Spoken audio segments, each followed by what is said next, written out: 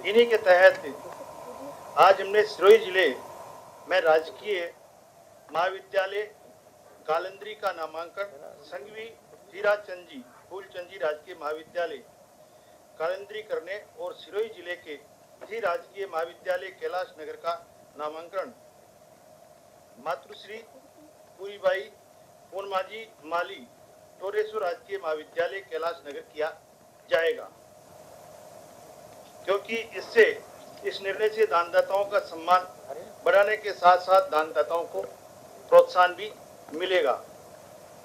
इसी तरह ऊर्जा उत्पादन हेतु संयुक्त उद्यम राजस्थान राज्य विद्युत उत्पादन निगम लिमिटेड तथा सिंगरेनी कोलियरीज कंपनी लिमिटेड के बीच ज्वाइंट वेंचर कंपनी के गठन का प्रस्ताव भी अनुमोदन आज मंत्रिमंडल की बैठक में किया गया। इस जेवी कंपनी में RUNL और SCCL की हिस्सेदारी क्रम से 26% और 76% रहेगी।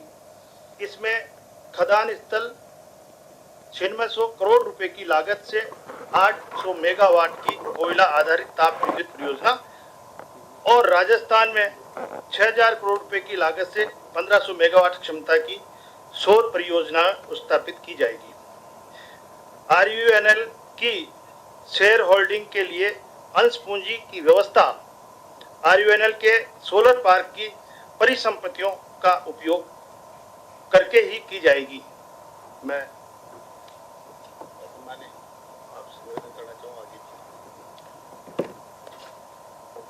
सभी पत्रकार बंधुओं को नमस्कार। आज राजस्थान के मुख्यमंत्री भजनलाल जी के नेतृत्व में जो कैबिनेट बैठक हुई उसमें दो बड़े निर्णय हुए, उसके बारे में मैं आपको और राजस्थान की जनता को सूचित करूंगा। ये दोनों निर्णय हमारे युवाओं के लिए, राजस्थान के लिए और प्रवासी राजस्थानियों के लिए बहुत ही महत्वपूर्ण है। सबसे पहला, दुनिया की जो वैश्वीकरण हो रहा है, ग्लोबलाइजेशन हो रहा है और जिस तरह से टेक्नोलॉजी का पतन हो रहा है, टेक्नोलॉजी बढ़ रही है, मल्टीनेशनल कंपनीज बनते जा रही हैं, तो राजस्थान की जो ज्योग्राफिक भौगोलिक लोकेशन है, राजस्थान के अंदर जिस तरह से जमीन की कीमत बाकी राज्यों से कम है, राजस्थान में युवा शिक्षित भी है, मेहनती भी है और टेक्नोलॉजी से युक्त भी है। उनको आगे बढ़ाने के लिए राजस्थान में एक शानदार आर्थिक माहौल बनाने के लिए Rajasthan global capacity centre policy 2025 को आज अनुमोदन कर दिया गया। GCC, आपने अक्सर ये नाम सुना होगा, global capacity centre. Multinational company अपना रिसर्च करने के लिए, डेटा को संग्रहण करने के लिए, डेटा को इस्तेमाल करने के लिए, हाईटेक ट्रेनिंग करने के लिए और इंटरनेट को ज्यादा से ज्यादा इस्तेमाल करते हुए कैसे व्यापार बढ़ाया जा सकता है, उसको करने के लिए ग्लोबल कैपेसिटी सेंटर पे निर्भर है। ये ग्लोबल कैपेसिटी सेंटर के अंदर हजारों लोग काम करते हैं। इसके लिए जमीन की जरूरत होती है और मैन पावर यानी स्किल्ड मैन पावर की जरूरत है। इसके लिए जो हमने पॉलिसी बनाई है उसको बहुत आकर्षक बनाया। उसमें अनेकों इनको लाभ मिलेंगे, जैसे कैपिटल सब्सिडी मिलेगा, जमीन के ऊपर जो एक्साइज ड्यूटी स्टैंप ड्यूटी लगती है उसके ऊपर सब्सिडी मिलेगा, बिजली की जो खपत होती है, बड़े बड़े कंप्यूटर लगते हैं उसके ऊपर बड़ी मात्रा में लैंड कन्वर्जन करने के लिए सब्सिडी मिलेगी और खास तौर से अलग सब्सिडी दी जाएगी। इस तरह से देश के अंदर प्रधानमंत्री मोदी जी का जो विजन उस दिशा में चलते हुए कि 2047 तक विकसित राष्ट्र बने और हमारे नौजवानों को काम करने के लिए सबको कोई न कोई स्थान मिले। 2030 तक हम 200 GCC global capacity centre Rajasthan में बनाने का लक्ष्य लेकर, जिसमें तकरीबन 1.5 लाख रोजगार सृजित होंगे और भारत के अंदर जो GCC का $100 अरब का जो मार्केट है उसके अंदर राजस्थान अपनी बड़ी भूमिका निभा सके, उसके लिए बहुत महत्वपूर्ण है। दूसरा निर्णय ये भी राजस्थान ये प्रवासी राजस्थानियों के लिए बहुत महत्वपूर्ण है। मुख्यमंत्री जी के नेतृत्व में जो बैठक हुई उसमें आज डिपार्टमेंट, एक नया विभाग बनाया है राजस्थान के, department of domestic and overseas Rajasthani affairs, राष्ट्रीय एवं अंतर्राष्ट्रीय प्रवासी राजस्थानी कार्य विभाग।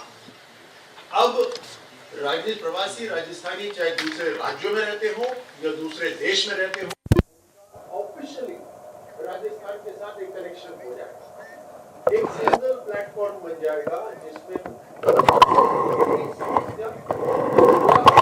सामाजिक रूप से, आर्थिक रूप से और उद्योग से संबंधित जो भी उनकी शंका होगी या भाव होगा, मन होगा, उसको आगे बढ़ाने का एक मंच हो जाएगा।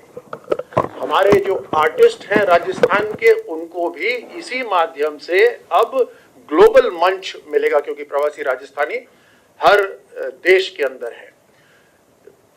अक्सर राजस्थानी जो बाहर रहते हैं, खासतौर से दूसरे देश में रहते हैं, उनके परिवार में जब कोई समस्या होती है तो उनको समझ नहीं आता किसको फोन करा जाए। अब एक ऑफिशियल तरीके से एक प्लेटफॉर्म बन जाएगा जहां हर जिले के अंदर अधिकारी तैनात होंगे जो उनकी समस्याओं का समाधान करेंगे। उसी के साथ साथ हमारे इंडस्ट्री के अंदर उद्योग हुआ, सर्विसेज हुए, इन सब के अंदर अगर वो अपना पूंजी निवेश करना चाहेंगे तो उनके लिए ब्यूरो ऑफ इन्वेस्टमेंट प्रमोशन जो उद्योग में है वो तो है ही, बट उसके साथ साथ ये जो मंच होगा, ये जो प्लेटफॉर्म होगा, ये अलग से डिपार्टमेंट होगा, ये पूरी तरह से उनकी काम को आगे बढ़ाने के लिए काम करेगा। तो आज दो महत्वपूर्ण फैसले, लेकिन एक ही विजन, वो है हमारे युवाओं को टेक्नोलॉजी से जोड़ना, हमारे प्रवासी राजस्थानियों को राजस्थान से जोड़ना और राजस्थान की एक ग्लोबल इमेज बनाना, चाहे वो जीसीसी से बने या हमारे प्रवासी राजस्थानियों के माध्यम से बने।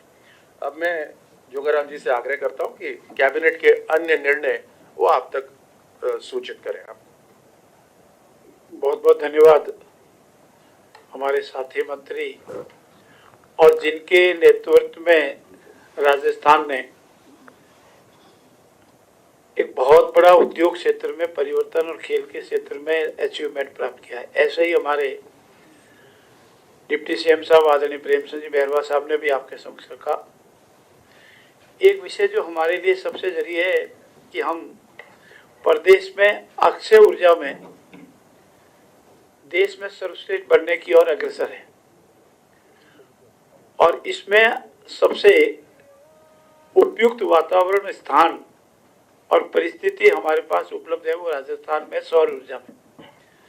हम निरंतर सौर ऊर्जा में जो भी प्रतिष्ठान आ रहे हैं, लैंड अलॉटमेंट में उनकी पूरी सुविधा दे रही है और उनसे अपेक्षा कर रहे हैं कि वो निर्धारित अवधि के अंदर अपना प्रतिष्ठान स्थापित करें और अपना बिजली उत्पादन प्रारंभ करें। और इसके लिए आज दो कंपनियों को, एक तो कणीसर है पूगल तहसील में, उसमें 161.45 हेक्टेयर भूमि, और एक रावतबाटा की तहसील में खरनाई गांव है, उसमें 356.25 हेक्टेयर भूमि के आवंटन की परमिशन दी है, जो हमारी शर्तों पर है। भूमि आवंटन निर्धारित अवधि में कार्य प्रारंभ करे, लीज है, पेड़ कटाई का विषय है, इन सब के आधार पर। और एक हमारा बिजली उत्पादन जो हो रहा है उसका पावर ग्रिड स्टेशन बनना भी जरूरी है, अन्यथा हमारे पास उसको कैपेसिटी कैसे होगी। और उसके लिए बाड़मेर में ट्रांसमिशन लिमिटेड को 356 केवी सब स्टेशन की स्थापना के लिए बाड़मेर जिले में खोकर एक ग्राम है, खोकर ग्राम में 70 हेक्टेयर भूमि ये पावर ग्रिड सब स्टेशन बनाने के लिए अलॉटमेंट की स्वीकृति आज हमारी कैबिनेट ने दी है। इन निर्णयों से सौर ऊर्जा उत्पादन में क्षमता में वृद्धि होगी, राज्य में अक्षय ऊर्जा के उत्पादित विद्युत ट्रांसमिशन का नेटवर्क विकसित होगा और साथ ही साथ आम जन को सुगम बिजली उत्पादित की जाए, किसानों को दिन में बिजली दी जाए, उद्योगों को आवश्यकता अनुसार बिजली दी जाए, डोमेस्टिक जितने बिजली की आवश्यकता है निरंतर बिना व्यवधान के 24 घंटे मिले, इसी और राजस्थान आगे बढ़ रहा है। मैं धन्यवाद दूंगा यशस्वी मुख्यमंत्री जी को कि उन्होंने जिस मिशन को हाथ में लिया था उसको हम ठेठ अंतिम क्षण तक ले आए हैं। आप सबका भी बहुत बहुत धन्यवाद है। आप सब इस प्रेस वार्ता में पधारे उसके लिए आपका बहुत बहुत धन्यवाद। और हम सब पत्रकार बंधुओं का कोई प्रश्न हो, हम सब आज 2 अमावस्या, आदि कल हुई आदि आज हुई, इसके लिए भी आपको बहुत बहुत बधाई। आने वाली सर्दी है धीरे धीरे बंद होकर के जयपुर से होती हुई राजस्थान में फैल रही, उसके लिए भी आपका धन्यवाद जी। सवाल मेरा ये है, कैबिनेट से संबंधित सवाल हो गई। हाँ सवाल मैं पूछ रहा हूँ। सवाल ये है कि अभी आप लोगों ने मीटिंग में लिए कि 2028 में ही आप लोग की सरकार की सत्ता की सरकार जा रही है और 2030 तक की रोजगार देने की बात कर रहे हैं, तो कौन से निर्णय लेके आप लोग 2000 के सपने 2030 तक के दिखा रहे हैं?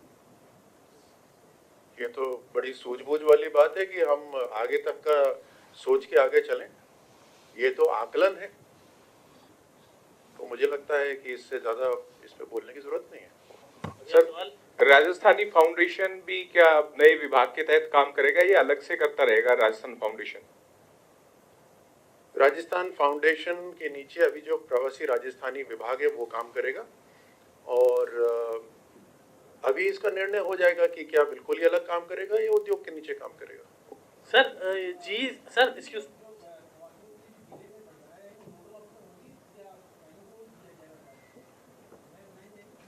इसके और डिटेल में निर्णय आ जाएंगे, लेकिन निश्चित रूप से वहां पर अधिकृत अधिकारी होंगे जिनकी जिम्मेदारी ही यही होगी। सर जीसीसी का जो आप बता रहे थे, जीसीसी, हाँ जीसीसी में, तो इसमें कैसी कंपनी आएंगी, कितना रोजगार मिलेगा राजस्थान के युवाओं को, क्योंकि बहुत सारे रोजगार की प्रॉब्लम है राजस्थान में कई दूरगामी क्षेत्रों में। देखिए, जब हमारा टारगेट अभी हमने जो पॉलिसी अनाउंस करी है जिसके अंदर एक तरह से बड़ी कॉम्पिटिटिव पॉलिसी है दूसरे राज्यों के कंपैरिजन के अंदर, तो निश्चित रूप से बहुत सारी कंपनीज होंगी जो यहाँ पर अपने ग्लोबल कैपेसिटी सेंटर्स लगाना चाहेंगे। और आपका मैं ध्यान आकर्षित करता हूँ कि मल्टीनेशनल कंपनीज के लिए जो जीसीसीज हैं वो ज़्यादातर इंडिया में हैं, क्योंकि आईटी संबंधित जो ह्यूमन रिसोर्स है, जो संसाधन है वो हिंदुस्तान में है ज़्यादा और कीमत कम है बाकी राष्ट्रों से के मुकाबले में। तो हिंदुस्तान वैसे भी एक बहुत बड़ा मार्केट है, इसलिए मैंने कहा कि 100 अरब डॉलर का ये मार्केट है। उसमें राजस्थान अब आगे बढ़ रहा है, तो निश्चित रूप से क्योंकि डायरेक्ट कनेक्टिविटी है, जयपुर डायरेक्ट एयरपोर्ट है, यहाँ की लैंड की कीमत कम है, दिल्ली से कनेक्टिविटी बहुत अच्छी है, मैन पावर यहाँ ट्रेंड मैन पावर अवेलेबल है, तो ये सब आकर्षण के केंद्र रहेंगे। निश्चित रूप से जैसे जैसे जीसीसी बनते जाएंगे और कम कीमत कम लागत पे बनेंगे, उसके अंदर उनकी ट्रेनिंग की कॉस्ट भी राजस्थान सरकार कवर कर रही है, उनकी सैलरी के ऊपर भी हम सब्सिडी दे रहे हैं 3 साल तक, तो बहुत अच्छी पॉलिसी है। निश्चित रूप से कंपनी आएंगी और आएंगी, फिर उससे अपने आप रोजगार बढ़ता जाएगा। सर मेरा एक सवाल है, सर इधर, सर मेरा सवाल है कि अब तक प्रवासी राजस्थानी एक जनरल टर्म था, लेकिन अब आप उसे विभाग के रूप में जानने जा रहे हैं, तो कैसे इसको डिफाइन करेंगे? क्योंकि कई लोग ऐसे हैं जो कई पीढ़ियों से दूसरे प्रदेशों में रह रहे हैं, उसके बाद बाहर चले गए, कई दूसरे प्रदेशों के लोग राजस्थान आके कई पीढ़ियों से रह रहे हैं और उसके बाद वो यहाँ से चले जाएंगे, तो प्रवासी राजस्थानी की डेफिनेशन क्या होगी? बड़ा इंटरेस्टिंग सवाल है और ऐसा नहीं है कि ये पहली बार हो रहा है। प्रवासी राजस्थानी फाउंडेशन तो कई बरसों से काम कर रही है, लेकिन उसके अंदर अधिकारी बहुत कम है और अगर देखा जाए तो जिम्मेदारी बहुत ज्यादा है, इसीलिए अब इसके अंदर अधिकारी बढ़ा दिए जाएंगे। अब परिभाषित तो बेसिकली है जो वाकई में बाहर रह रहा है, तो जो कम से कम तय है बाहर रह रहे उनकी तो सेवा शुरू कर दें। जिनके ऊपर विवाद होगा वो अपन दोनों अलग से बैठ के और चर्चा कर लेंगे। Thank you. धन्यवाद सभी का। जलपान के लिए सभी जलपान के लिए जल और पान दोनों गए।